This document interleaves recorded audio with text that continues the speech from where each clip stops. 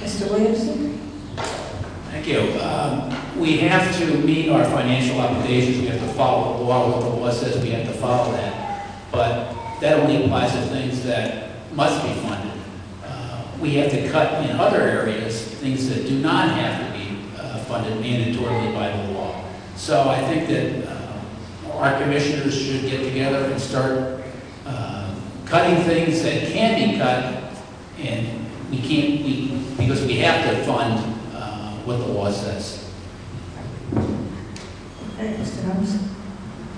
Will you develop or support the development of a comprehensive plan to develop the library, the stadium, and other township assets? Start with Mr. Williamson. Once again, would you repeat that question? Yeah. Developing a comprehensive plan for the use of township assets such as the library, the stadium, and it didn't say the hospital plot, so I don't know if that was included too. They want me to develop a comprehensive plan to, I don't understand the question. Will you support the development of? Will I support the development of a plan? Mm-hmm.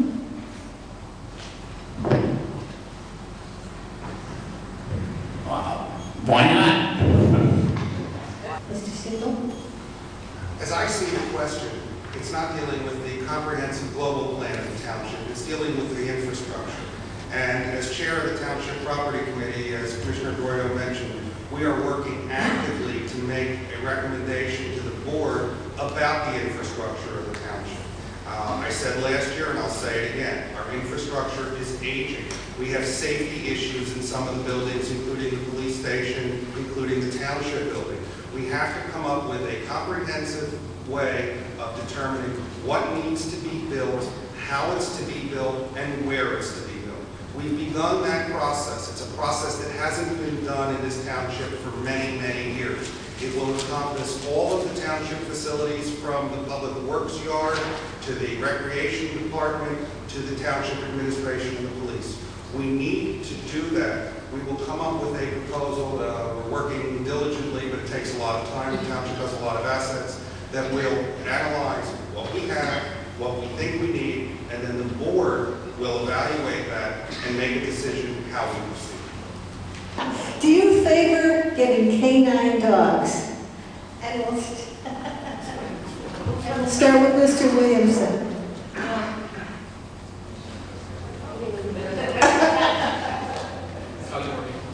For the police department, not for the council. Mr. Williamson. First? Do I favor canine dogs? I thought canines were dogs. Okay. Yes or no for the police department? I like dogs. Okay. They're essential. And Mr. Siegel? As with Mr. Gordo, yes, but not this year under our financial situation. Very good. Closing statements, and we'll thank you. Mr. Siegel. Thank you. Thank you to the league for hosting this.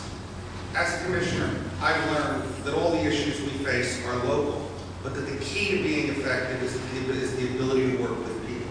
And that's why, as a resident for 23 years with two sons who've gone through the schools here, I enjoy being a commissioner so much. It's an opportunity where you can meet with residents and with businesses. It doesn't matter whether the issue is traffic, or it's Darby Road, or any of those issues, or it's leaf collection, or acting as a liaison between residents and the township. Being a commissioner is a position where one person can make a difference to the residents. And that's why the board, as it's currently configured, works so well.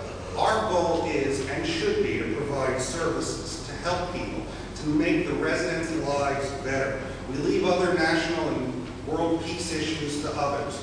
But the role of the commissioner is far more. It's our responsibility to define the future of the township, whether it's the Haverford Reserve, Eagle Road revitalization, and so many other issues we face, like the infrastructure of the township that we've talked about.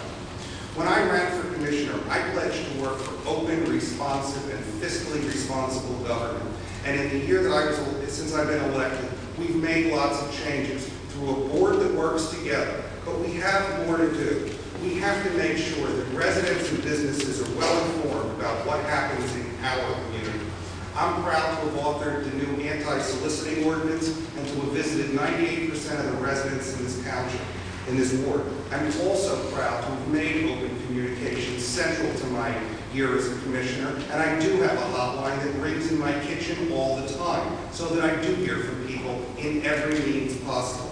But in this election, voters must evaluate each of the candidates, our goals, our visions, and our records. And when you look at the accomplishments, and we have more to do, there's no question, I think you'll agree that I've honored my promises, been an effective representative, and am committed to doing more. And I ask for your support on the election day, November 3rd, to elect me to another term as commissioner.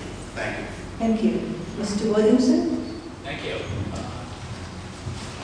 I've lived in Havertown almost 50 years, in the 4th Ward for almost 47 years, or over 47 years. In fact, I used to cut the grass at my opponent's lawn for Mrs. Hoffager and deliver her paper long before he came.